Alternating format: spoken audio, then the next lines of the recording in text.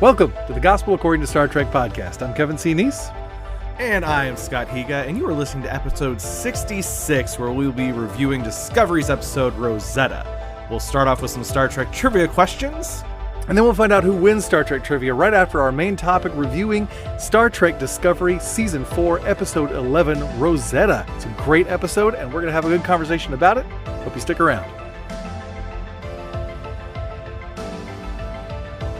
Well, you know, this is a thing now, I guess, on this show, that if you show up as a guest, we're just going to make you stick around and be a co-host at some point. I'm apparently all for it. I didn't think there was another invite coming, if I was going to be honest. I thought, well, that ship has sailed. I had my shot. I blew it. And I'll just get to listen to Kevin and Mike for the rest of my life, and they'll actually probably block me and never want to interact with me after I I railroaded their last episode. Oh no, that was a good episode. We had a lot of fun. It was great to finally get the three of us together, like in the same virtual room, which has never happened. It's crazy. No. Yeah, so it's cool. If you weren't listening last episode, this is Scott Higa. He is the host of the Christian Nerd podcast, and he was our guest last week. Or last episode, I should say. And through confluences of disaster, we were in need of another co-host this week. And so I was like, well, Scott's around.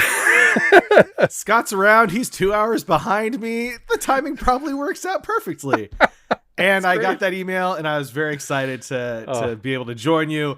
And actually, I'm a little nervous because, you know, when you had me on last episode, it was just talking about the Christian Nerd. Now I actually have to do the heavy lifting of talking about Star Trek and coming up with themes and ideas and thoughts that are insightful. So yeah, I will do my best to carry the flag for your co-hosts who are not able to make it with us for this episode. Well, you know, I believe in you. I believe in your ability to have an opinion about a few things. And that is all anybody needs is somebody to believe in me.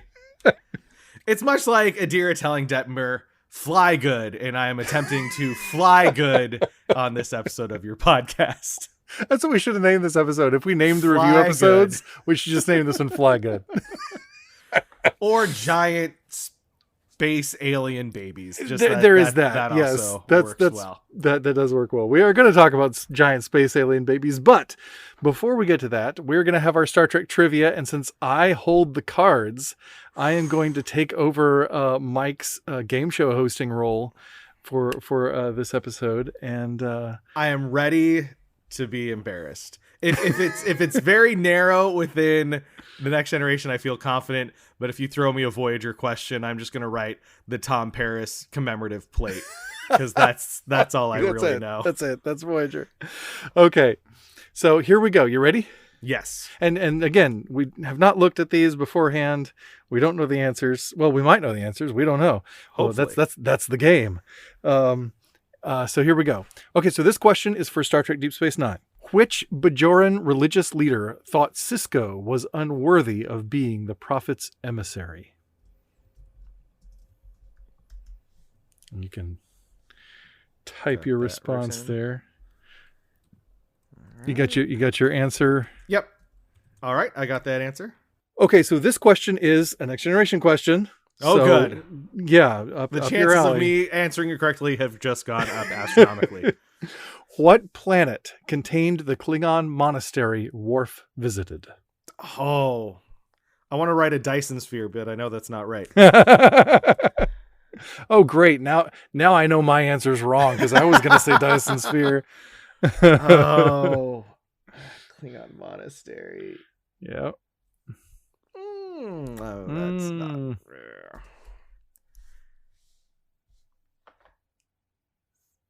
Is that when they find K-Less? I all I can tell you is what's on the card. Yeah, I can't remember. That's all I can do. Well, hopefully we got it right. We probably didn't. Okay, we'll see. All right, we're going to go back to Deep Space Nine for this one. Okay? Yep. What type of circulatory fluid did the Breen lack? Huh. What type of circulatory fluid did the Breen lack. The Breen lack. Yeah. Those are some deep cuts there. They are. If I'm being honest, all the other ones I've heard up to this point were much easier than those three. This is a different set of cards. Yeah, I was going to say, did you pull those from like the expert Trivial Pursuit Star Trek and not like the casual fan Star Trek? These are different cards. I had a friend like send me some emergency trivia questions, so that's what we got. please send those to Mike just to see how well he does. With those. Yeah, that's right. I will do that. All right, so we're all locked in. All probably not ready to go, but they're still locked in. Okay, good. All right. Well, with that, we will begin our discussion of Star Trek Discovery Season 4, Episode 11, Rosetta. This was pretty cool. What'd you think of this episode? I think I really like how they're just really, really on the nose with the titles recently. Rosetta, Galactic Barrier, Rubicon, just really letting us know right off the bat what the episode is about. Yeah. Now I think I shared it. I'm very easy to please as far as entertainment goes. I'm not very nitpicky. If something entertained me, then that's fine. There's very few television shows or movies I've ever watched where I was like, that just wasn't very good. And so as far as Discovery episodes go, this was fine. I wasn't upset about it. There's some minor quibbles, but I think for the heart of Discovery and for the story that they've been trying to tell all throughout this fourth season, which, I mean, it's all about connection, right? And so just even that final image in the title card where it's two people reaching out to each other, I think this season has very much been defined by that final scene in the title card. So in terms of trying to reach out and connect, I think this episode fell right in line with the rest of season 4 so far. Oh, wow. See, that's a great connection. I never would have made that connection. That's very true. I mean, that's been sort of the closing image before we have the animated Discovery, zooming across the screen. That's been sort of the closing image of the title sequence from season 1. Yeah, it stayed the same. A lot of the other images in the title card have changed, but that image of connection and reaching out, which is so weird because I would not say that the first season of Discovery was about connection in the slightest. Yeah, but it's maybe earned that title card as the series has gone on. Well, I think there is a sense of, in all of Discovery, though, there is a sense of yearning for connection and seeking connection. That's what I always get out of that, because those two fingers never really quite touch, exactly. It's just right. It's right there. Oh, it's like it's melancholy, it's ache, it's longing for connection, which I love. I think that's beautiful, and it's like, yeah, we're not going to quite. We'll show you connection, but we're not going to quite pay it off, here in the title, because so you're always looking for that. And I think that the search for connection has been, paramount in paramount in this season of Discovery. And I think, I mean, it's not written within a bubble. This season has been entirely produced, underneath a quarantine and the world being the state it was. So I think the writers were looking at the world and wanted to communicate something that connection really does matter. Mental health matters. All these things that us as viewers are struggling with in the real world, get to see them played out in our fantasy world, but hopefully resolved much more quickly, or at least much better than we might be experiencing in real life. Right. And I think we had that parallel in season 3. But a lot of it was really unplanned. I remember when I was doing when I was doing the Advent episodes that year, I pulled this bit from Dr. Culber's opening narration in one of the episodes. And he's talking, because it's after they've made the jump, to the 32nd century. And he's talking about how, birthdays, anniversaries, we've skipped all those, and we feel cut off and isolated, all this stuff. And I was just like, dude, he's describing our world before our world felt that way. And it was chilling, and it was so good and so perfect for Advent. And yeah. And I think they're definitely intentionally leaning into that this episode without making it an allegory or a metaphor. It's there. The sensibility is there. The idea is there behind, like, the DMA and all that. But I think they were very wise to not make it a correlation. Yeah, absolutely. And you're right. The amazing thing about season 3 is that it wasn't planned. But I remember watching, I think, probably 10 of the 13 episodes of season 3 just made me cry because it was in the middle of all the worst, darkest days of the pandemic, at least. And so I remember even that first episode, The Hope That Is You, and just Burnham going to the station and talking to the Starfleet officer who'd been waiting for years and years and years. Yeah. I cried every single episode of Discovery almost in season 3 made me cry just because like you said, it was speaking to everything that I was experiencing, and they didn't know about that when they were writing the scripts in 2017 or 2018, which is pretty amazing. But I think that probably will make season 3 of Discovery maybe my favorite season of Discovery, probably one of my favorite seasons of Star Trek altogether, just because it was so moving for the time in which we were watching it.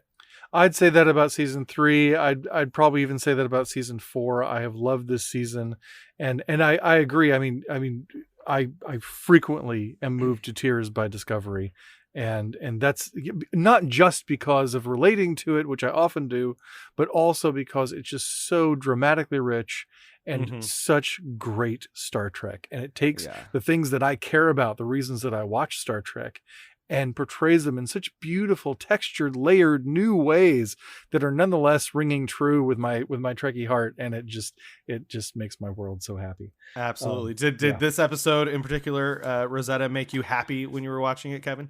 I wouldn't say happy is the correct word. I would say, well, yes, happy. When Jett Reno, anytime we're watching Star Trek, it makes me happy. Yeah. But I mean, right, all this new Star Trek, it's amazing. Right, but when Jett Reno comes on the screen after I've been longing for her all season, and then she has a conversation with Adira, who is one of my all-time favorite characters, and they just get to talk together, and it's like, it's just beautiful. And then later, Adira and Kayla are talking, and I'm just like, this is the best. And I really appreciated when Reno showed up, and it appeared like Tig Notaro was actually on set with another human being, because the last time she was on, it was clearly she was recording or filming her scenes independent of Anthony Rapp. So it was nice to actually see her standing next to that. Oh, it was like, that's all I could think about. I mean, this season, I think Mike mentioned it in the previous episode we were talking about Discovery, that this season has just been ravaged by COVID protocols and all that stuff. Yeah. And so when Tig Notaro is acting with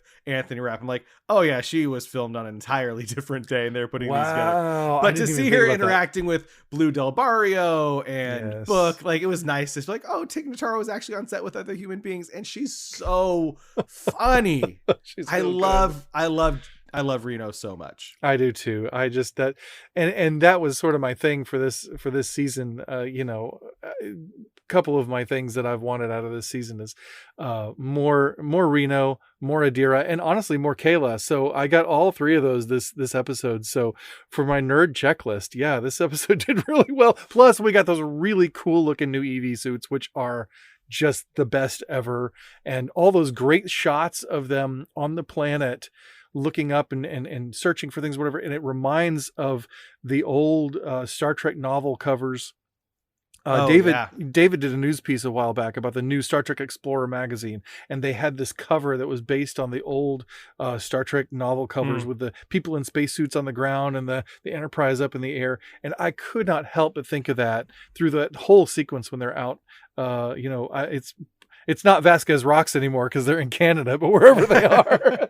Well, yeah, it's so great, right? And I know they filmed those outdoor scenes on location, and TrekCore, I don't know if you follow that on Twitter, is just an amazing Star Trek resource, and posting all these behind the scenes images, and even I think Star Trek there was, and just I feel so badly for Doug Jones, right? In his Saru makeup, in the EV suit with his hooves on, outside. Oh my goodness, I can't even imagine. But the fact that they did that, I just remember, right, thinking back.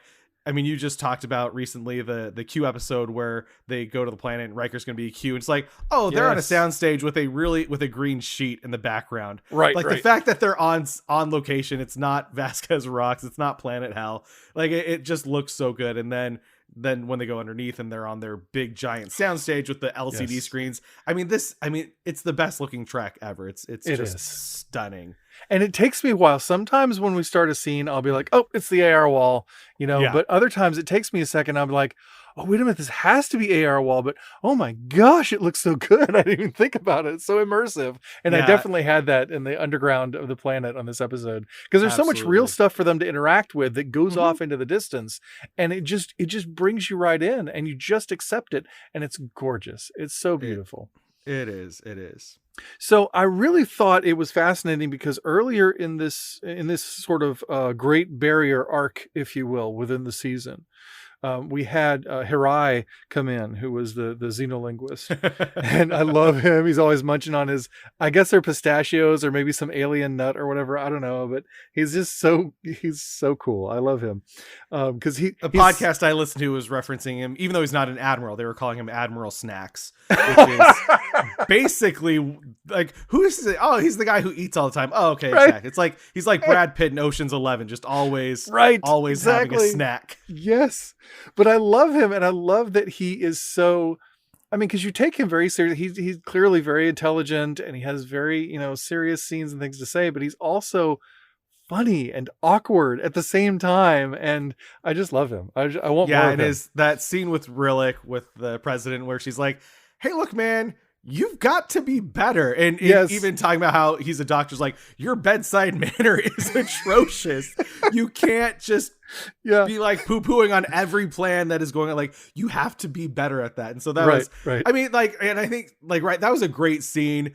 Did it add a lot to it? I don't know. And I think that's kind of my problem, not problem, but just my, any quibble I'll have is just that like, this could have been a great episode if it just started with them going down to the planet. They could have done so much more on the planet and exploring, but it just seemed like, oh, here's a problem. Oh, we solved the problem. Oh, here's a problem. Oh, we solved, like, it all happened so quickly on the planet that I think some of those little scenes just sort of took away from what could have been a really great episode with Detmer and Burnham and Dr. Culber and Saru. I think it could have been, if they just spent more time on the planet, that probably is, but the one thing I really wish they would have done in this episode is just spend more time on the planet. Yeah, that could have been cool. And I could have done with more of that. That's true. Just from that perspective, I felt dramatically, and from a script perspective, I felt everything was really well paced and well organized. There were moments where we had sort of character conversations, and particularly on the planet. I thought it was interesting that we would just kind of stop and talk about the emotional and psychological issues that people had and were having, and Kayla referenced her therapy paying off and all that kind of stuff. And there's a sense in which it feels a little out of step, because you're like, well, why are we stopping to talk about our feelings in the middle of all this? And yet, once they're doing that, you're thinking, yeah, of course we should be. This should be more normal. This should feel more normal, because we're recognizing that we're human beings, and that our emotions and that our psychology and that our, ourselves are engaged in what we're doing, and that the trauma that we're even experiencing or re-experiencing just by, having these fear hormones or whatever, like, even though we've figured out chemically what that is, and we've figured out how to filter it out with our suits, we still have to process it as people. And that can be, and that's worth taking a moment, and like Hugh sitting down with Saru and saying, hey, let's get you checked out.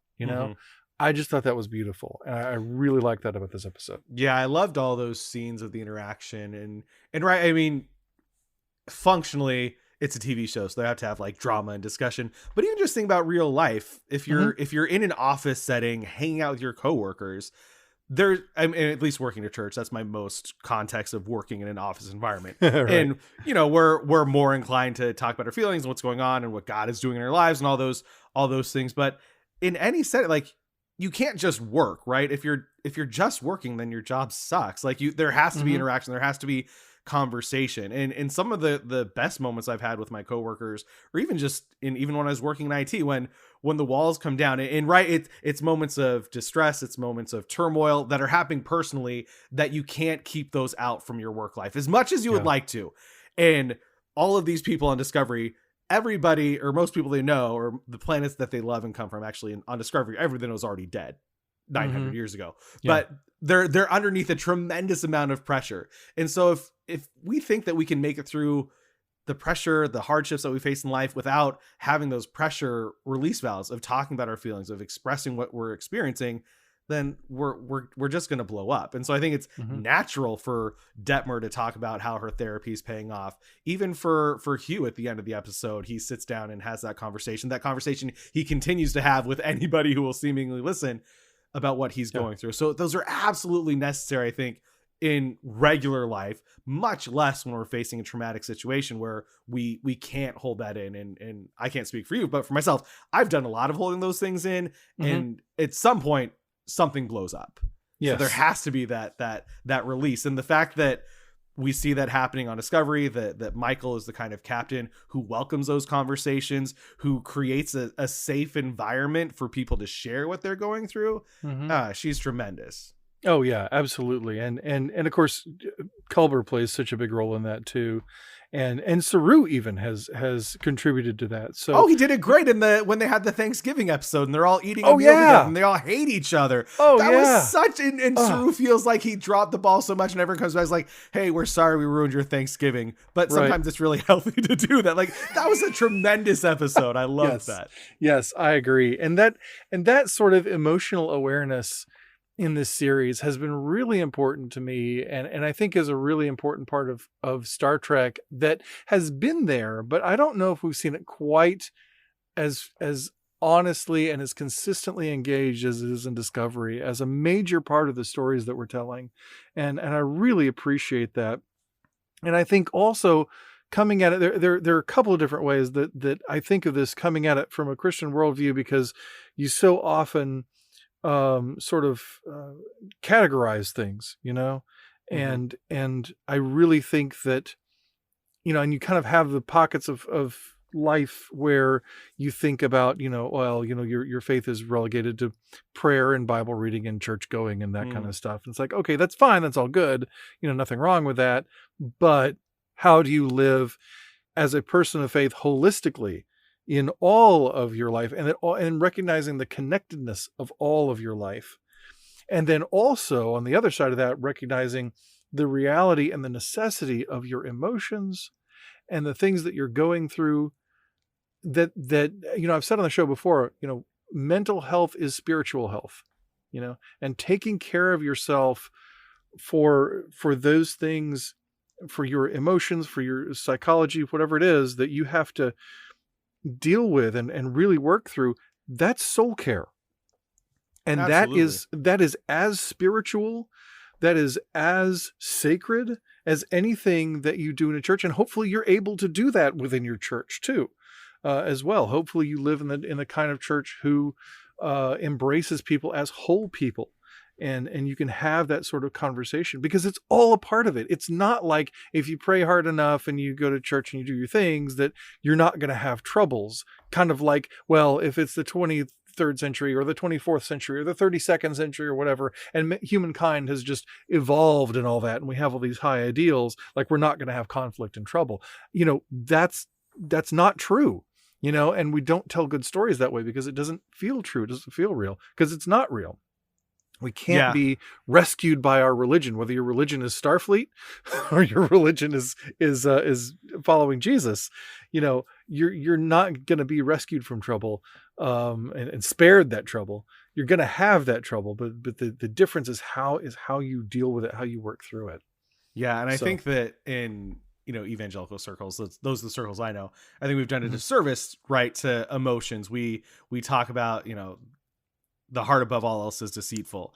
And we interpret that as like, well, my emotions are deceitful, but my logical brain, that's where the real stuff is at. And that's not, the heart doesn't mean emotions. It means like the center of our being. And that's because, we're led astray, we give into temptation. But I think we've done such a disservice, say like, oh, I can't trust my feelings. I can only trust my brain. It's like, well, God has feelings. Like, he created us with feelings. Like, our emotions communicate truths about us that our brains can't even understand in moments. my brain doesn't understand why I'm crying watching the first episode of Star Trek Discovery season 3, but my heart is singing within me. And so I think we've done such a we've done such a horrible job of making people suspect of their emotions, saying that their logical brains are the only thing that matters, when God has created us with both. Like we can't be wholly human. We can't be wholly who God created us to be if we just lean to our logical brain. We can't be wholly human if we just lean to our emotional side. Like you said, there's an integration that has to happen. And I think at least in Western culture, we've denied our emotions, and we've seen where that's gotten us. And something like Star Trek and, obviously the Spirit of God can invite us back to be more holistic and more integrated people who say, yeah, like I've got feelings, I've got a logical brain. What does it mean to offer all those things to Jesus and allow him to speak his truth into every aspect of my life, not denying one because somebody told me I can't trust my feelings. Right. Absolutely. I mean, that's bang on. And I see that in Star Trek where, we're so driven, we're so in these scientific pursuits. But I think Discovery does such a great job of showing the humanity of the scientific pursuits, because the reason we do this stuff, I've said elsewhere that, science is really cool, but a lot of doing science is just, drudgery and numbers. You don't. I'll tell my wife, the biology teacher, about that. Right? You're not always blowing stuff up in a lab, right? Or discovering some new cool thing. A lot of times you're just crunching numbers, and so.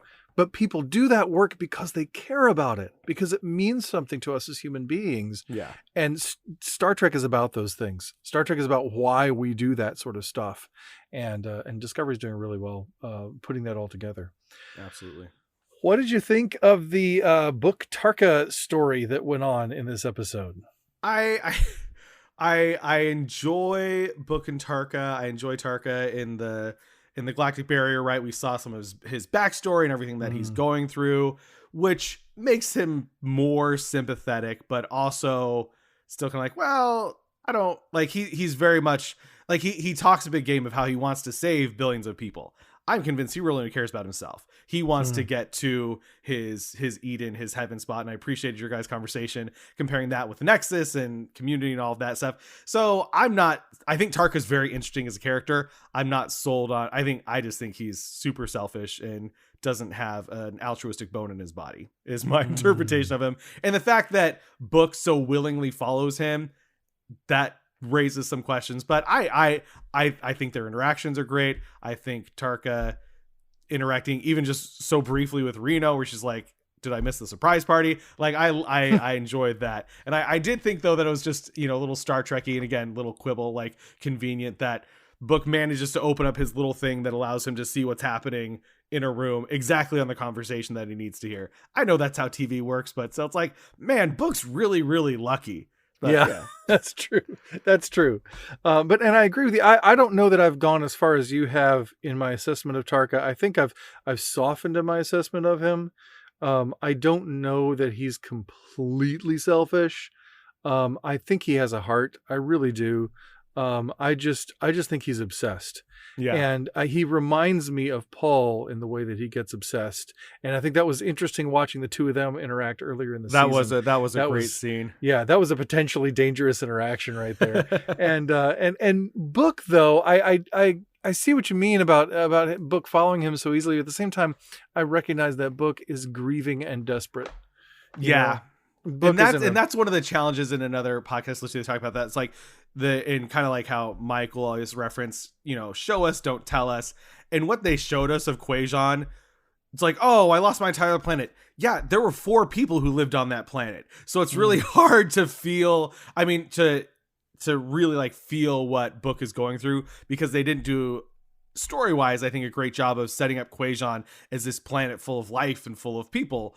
Like there was 3 people and some like space worms on it. Like that's all we ever saw of Quajon.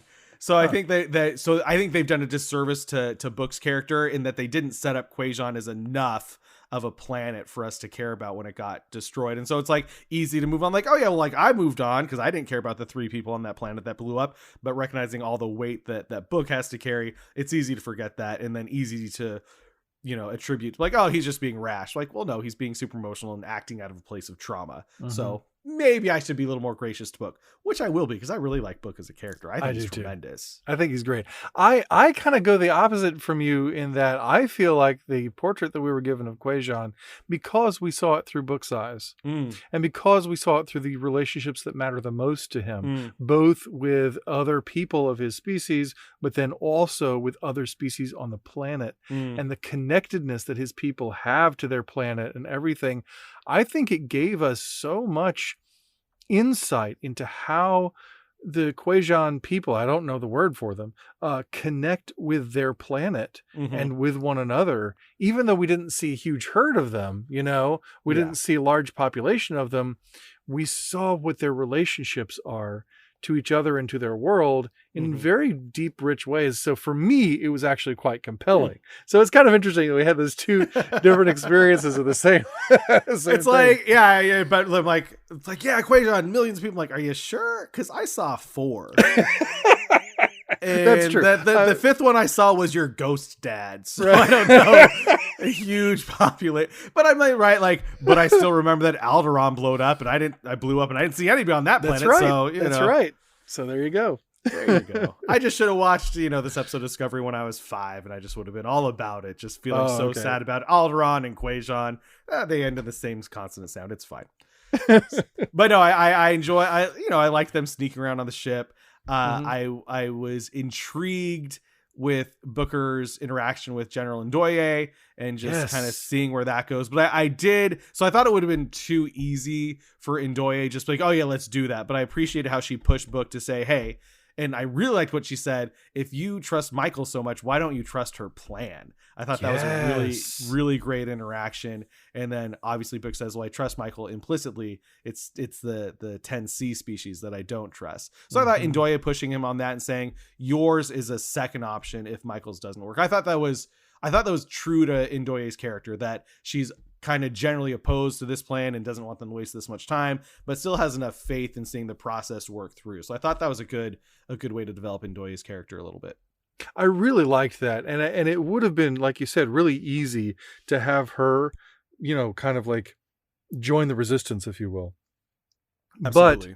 But I think that moment with the two of them, I think it shows, and Discovery has done really good work in this area of showing that the people who disagree with, our plan, right, which is the Michael plan, which is the Starfleet plan, right, the people who disagree, showing that they disagree in good faith and showing their perspective, and not just through Book, but also through Ndoye, I thought, and then balancing her and rounding her out and showing that it's not just a push and pull between extremes. That there are nuances even within people who you might think, well, United Earth, they're isolationist and they're scared of everybody and whatever. And so of course Ndoye is going to be ready to blow this plan to bits, but she's not. And I thought that was really strong and really smart storytelling. Yeah, and I thought it was a good way to kind of show, I mean, that paves the way for Earth to enter back into the Federation, right? That the person in charge, the representative of Earth, is willing to make those changes and grow in her thoughts and her processes. So I think it shows, it paves the way, I think, more readily for Earth to enter back into the Federation. Which, as a human, is what I want to see. Right. I want to see us humans back in the Federation. That's where we belong. Yeah, I agree with you. Of course, that is very true, and it does raise the question. I'm curious how many humans are actually in Starfleet at this point, and in the in the Federation at this point, and people like Admiral Vance, who's a human, and some of the other humans that we see around in this century, like how are they in Starfleet when Earth is not? Well, of course, we have so many humans who colonized other planets and moved out to other parts of the galaxy. And so the humans who stayed on Earth have become isolationist, but that doesn't mean the other humans are isolationist as well. Yeah, they're still carrying that Federation flag, literally waiting to unfurl the flag for 40 years. Oh yeah, that's right. Oh my gosh, that's the scene. That's the one that just made me cry so much when they unfurled that flag. Oh, Star Trek, you're beautiful. Mr. Sahil. We've got to see more of him. I want him to show. He showed up at the end of 3 as a lieutenant. Yeah. And then I want to see more of him in 4. I was hoping that we would he'd play some bigger role, and so, but I know he's a well-known actor in his country and everything. I know he's busy. He does a lot of work. Yeah. So, he deserves to. He's excellent. But, yeah, it's some of those smaller characters that are so interesting in Discovery, that I enjoy. Speaking of which, a somewhat, lesser character, I guess, in terms of you have in your cast, you sort of have your big 3 or your big 4, and then they kind of, there are circles of orbit around them. And in that probably second tier of orbit is Adira. And I loved seeing them in this episode. and of course I always, I'm an Adira fan, but I loved that they are clearly needing some guidance, needing some connection outside of just like Paul and Hugh, right? Yeah. Like somebody who's not my dad, Mm-hmm. to help them like grow, and give them some, and kind of zeroing in on Kayla the way they have. I found that interesting.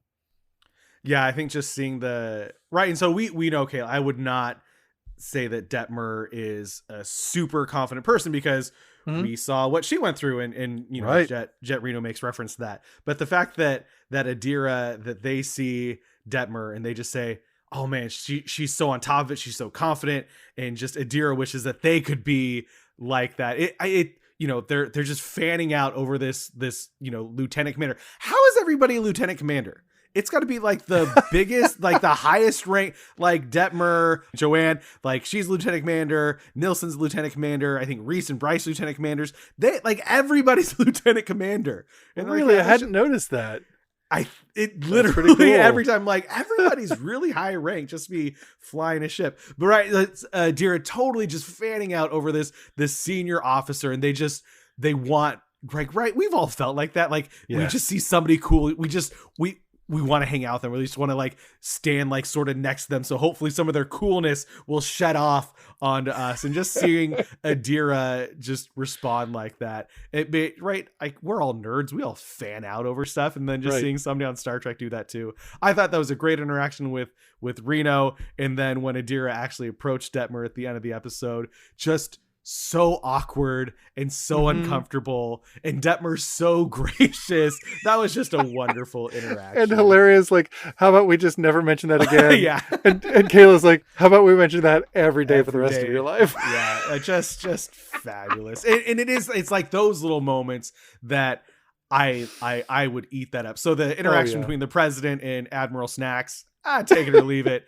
But for characters that we care about, like Detmer, like Adira, love seeing those interactions, just a little more, etching away at their characters, because we already know more about Detmer and Adira than we did about Miles O'Brien, right? Until he got on to Deep Space Nine. And so I think that's what I really appreciate about Discovery, is that we have the main cast, but even those secondary characters, kind of like those also starring that we see at the end credits and not the beginning credits, we learn a lot more about them. I think they're getting a lot more opportunity to shine since season 2, and especially in season 2, right, when Pike shows up and he goes around and has everybody say their name. Like that was the first time I actually remembered all of their names. Oh yeah After the first season, that was a great scene. But I love how we're getting to know kind of the secondary characters quite a bit.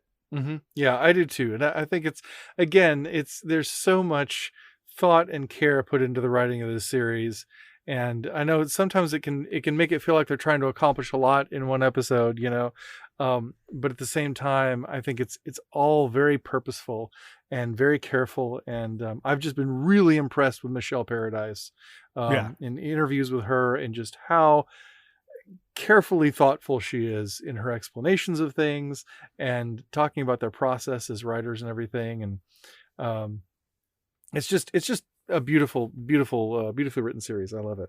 Yeah. And I wonder how it's going to be affected, because when it goes to 10 episodes for the 5th season, because sometimes I feel they do a lot of great work on the in-depth character stuff, but a lot of times the overarching story, it feels like it's spinning its wheels a little bit. And so I wonder if, it's like it's that quote from Bilbo in Lord of the Rings, I feel thin, sort of stretched like butter scraped over too much bread. Yes. Sometimes I feel like the story is like that they have a 10 episode story, but Netflix and international territory is like, we need you to get to 13. And so they're sort of starting to stretch their story a little bit too much. So I'm hoping that some of that will be fixed by just having a 10 episode season for season 5. That's interesting. I don't get that. Really? Like we went from 15 in season 1 to 14 in season 2 to 13 in season 3. And now we're doing 13 again in season 4. And season 3, I was like, ooh, I could have done with a couple more episodes, especially like developing the relationship between Paul and Hugh and Adira and Gray. Yeah. Like that became a found family really quickly. I think they could have taken some time with that, and other things like that I thought could have had some more attention and some more fleshing out. So I'm actually a little concerned that as we move to a 10 episode season, that it's not going to be enough, especially because Disco is really my home now. It is my main ship, my main crew. And so I just want to stay there as long as I can.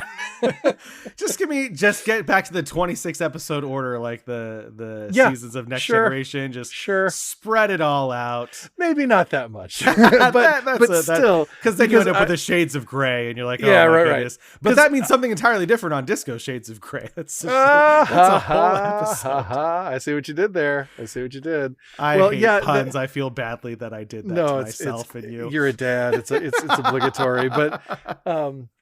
But no, I mean, I said for many years, and I think I mentioned this on the show before, that I had felt sometimes with Star Trek that like if we had the same amount of resources put toward half the episodes, especially in the original series, that there were a lot of kind of clunker episodes that we'd get rid of, and we'd have tighter seasons, but with more time to develop stories. But and so that's what we've got now, and sometimes it gets a little crowded for me where I want a couple more episodes. So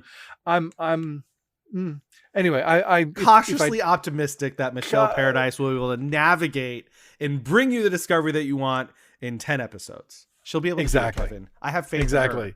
With her and Tunde on the job, anything's possible. So it'll be great. And if it's not, at least it'll look good.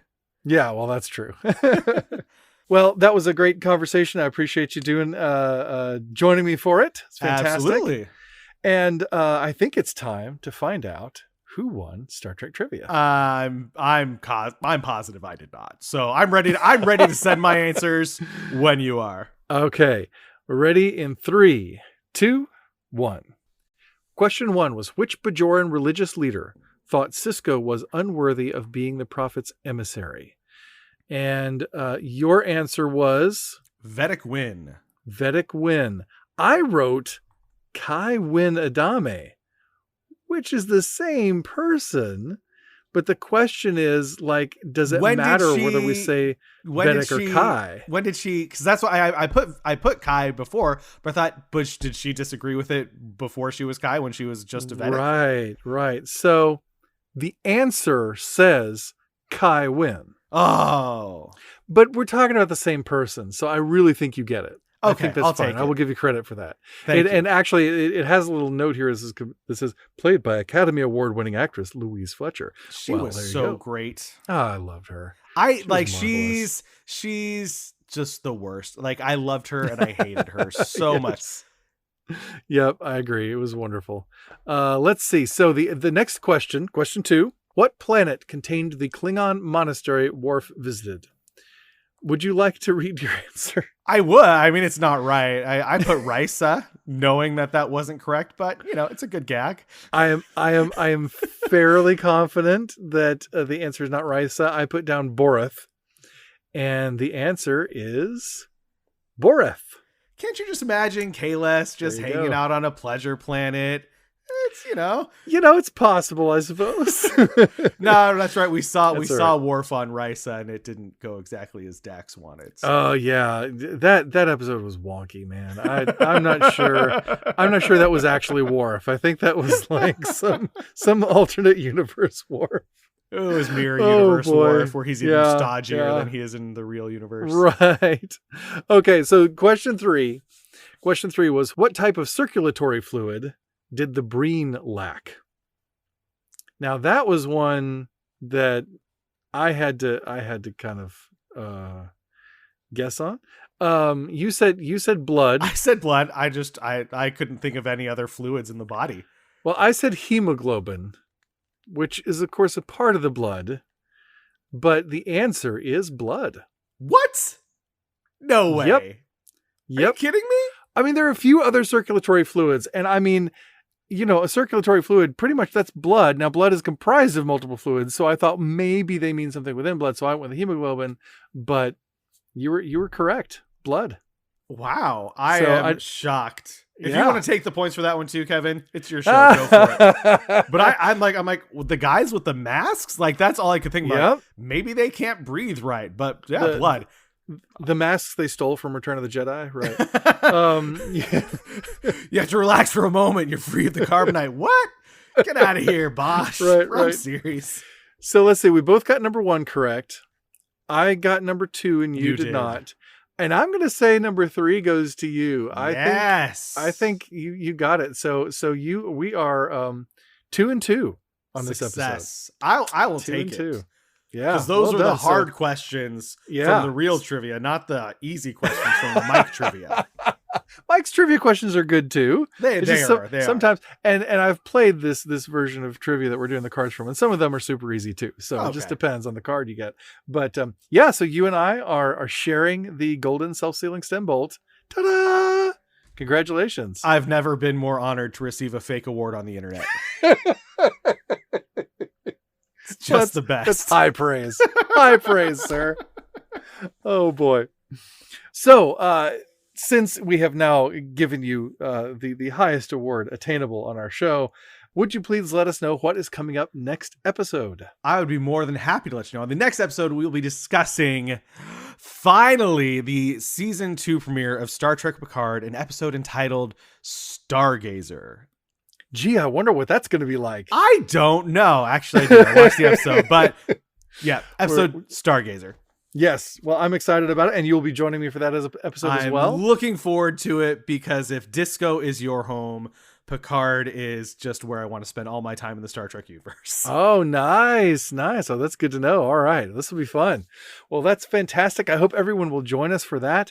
And in the meantime, please like, comment, and share. And if you like what you're hearing, please write a review on iTunes or wherever you're listening. Your reviews help more people find out about the show and let us know how we're doing. Also, send us your feedback and questions. You can find us at Gospel Trek Pod on both Twitter and Instagram, and the Gospel According Star Trek on Facebook, or you can email us at gospeltrekpodcast@gmail.com. We'd love to discuss your question on the show. And you can now support the show by subscribing. You totally should. I do it. You should do it too. It's great. It's great content. You should do it. Just go subscribe. Exactly. What Scott said. You'll get early access to each week's topical episode, plus outtakes and bonus content. Just click the subscribe button wherever you listen. And that's going to wrap it up for this edition of the Gospel According to Star Trek podcast. Thank you so much for being here. And until next time, I'm Scott Higa. And I'm Kevin Sinise. And as Jesus said in John 10:10, live long and prosper. See you next time.